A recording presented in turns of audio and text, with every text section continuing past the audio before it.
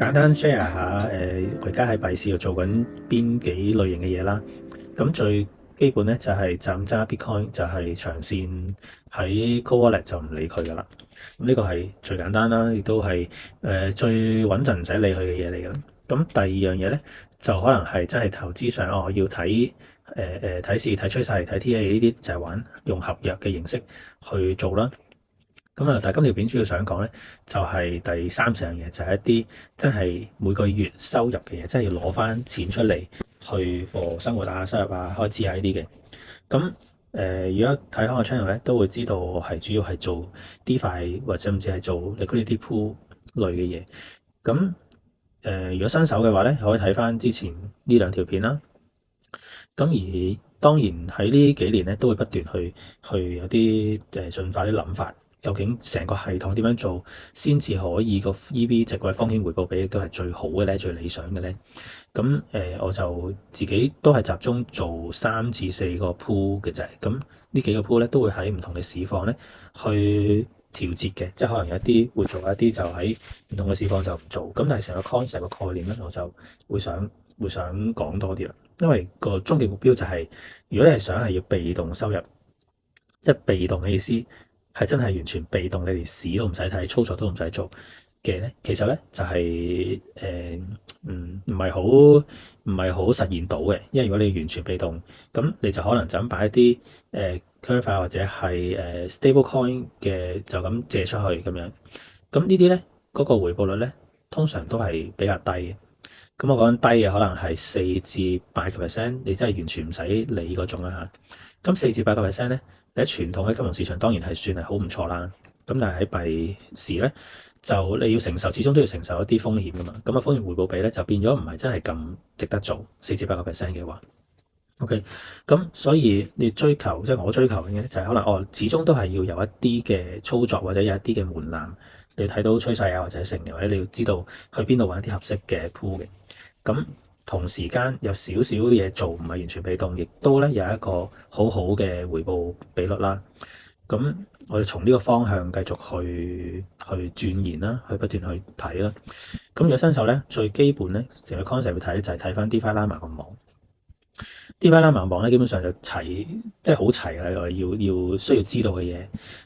咁如果簡單咧就睇翻 overview 咧先，睇 chain 先啦。你經已知道咧邊一條 chain 嘅 DeFi 咧係個趨勢係點樣嘅。OK，咁 Ethereum 係過一個月咁啊冇乜特別啦，跟住升得比較多嘅咧就係 Base 啦，或者 Hyperliquid 啊、Sui 啊呢啲啦。咁呢啲咧就係 TVL，即係 Total Value Lock，你會見到啲錢係向緊邊一條鏈去走緊嘅，即係由邊條鏈少咗，跟住邊條鏈多咗，你就會知道。咁呢個咧係一個參考啦。咁呢啲係鏈啫嘛。咁如果你想睇翻嗰條鏈入邊嘅 project 咧，就要翻去配 Solana，咁你就會見到原來 Jito、Camino、Jupiter 呢啲最多 TVL 噶啦。咁而連 Fees 啊、Revenue 啊呢啲你都會睇得到。咁我主要咧就有時會睇咧，就係你拉落去下邊咧，就會見到其他嘅 tools 啦。有時就係睇翻 correlation，雖然你係 trading view 都可以睇到嘅，但係如果對新手嚟講咧，就係喺呢度睇會比較容易啲。咁呢個咧就會見到你可以輸入唔同幣佢哋嘅 correlation 係點樣。咁如果例如我係玩 Solana 嗰邊嘅，咁咧你就會譬如見到 Solana 同埋其他呢幾個大幣嘅比例啦。咁但我知道呢啲比例咧冇乜用噶嘛，因為如果我係要去提供 liquidity 嘅話，其實就係要提供俾一個平台，係啲人係願意去嗰個平台度將呢兩隻幣去做 swap 噶嘛。咁但係其實呢四隻幣咧好少可係，即係呢三隻啦，好少可係會同 Solana 咁樣 swap 嘅。咁比較多嘅咧，只不過係 WBTC 嘅啫。咁所以咧，你就要譬如我想喺 Solana ecosystem 度玩嘅，咁你就要咁樣去再撳啦。譬如 Render 啦，就係 Solana 入邊 ecosystem 嘅幣啊，或者例如係佢比較多人玩嘅 Filecoin 啦，甚至咧就係 Jupiter 啦。咁你就可以好簡單睇到 Solana 同呢幾隻幣嘅correlation 係去到邊度啦。咁呢個咧就係1年嘅，咁你可以咧睇翻近啲7日或者1個月。咁當然越近咁個 correlation 咧有機會咧係越高嘅。見到 Solana 喺過去7日咧同 Bitcoin、Render、Jupiter 都係非常之高嘅 correlation。咁高 correlation 咁代表啲咩咧？你就變咗我可以提供呢兩隻幣去齊升齊跌嘅話咧，你都可以食到佢哋嘅 fees。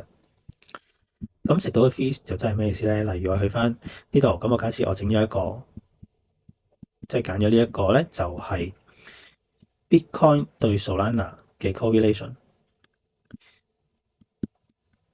咁呢個咧小時圖啦 ，Bitcoin 對 Solana 嘅小時圖 correlation 咁樣。咦，咁你見到假設呢一度係有一個叫做橫行喎，咁樣，咁即係咧喺呢廿零個鐘嘅時候咧，佢都係一個好窄幅嘅橫行嘅 correlation。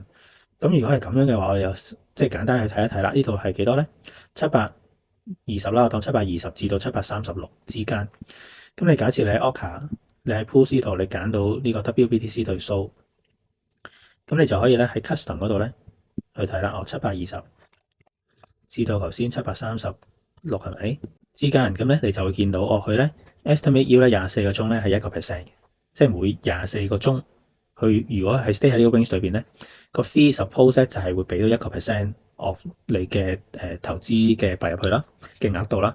咁但係咧呢個數咧當然就唔準嘅。咁咧如果你真係由呢一個鐘開始去擺，而佢真係就算喺個 range 度咧，你嗰個estimate yield 咧都會不斷下降嘅，因為會有多咗人去入嚟啦。咁所以咧可能總共24個鐘你大概打個7折啦，假設。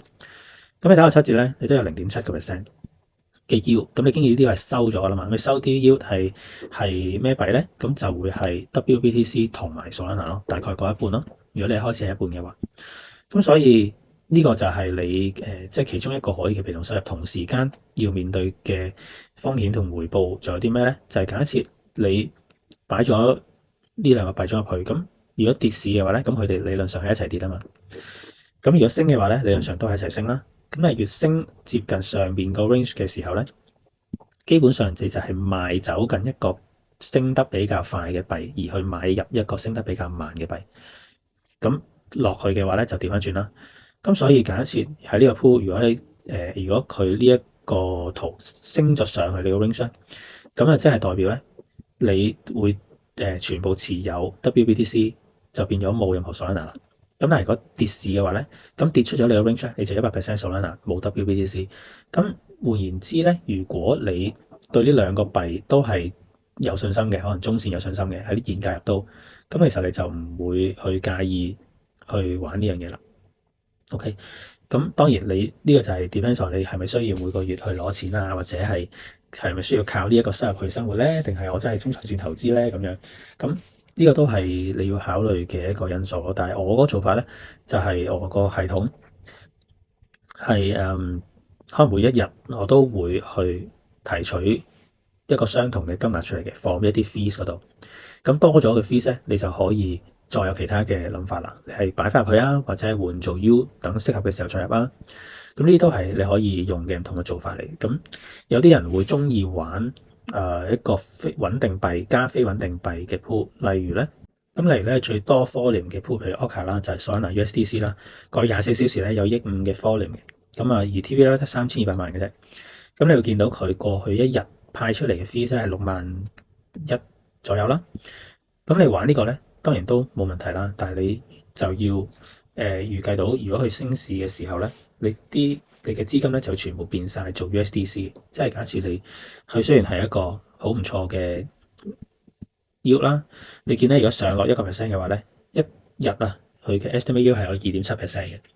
咁但係假設你可能出咗街或者瞓覺嘅時候咧，佢升穿咗上去咧，咁你就會 miss 咗成個升上去嘅升幅啦。因為咧，你一升穿咗呢一個黃色嘅 range 嘅頂咧，你就經已會成個pool 變晒做 USDC 啦嘛。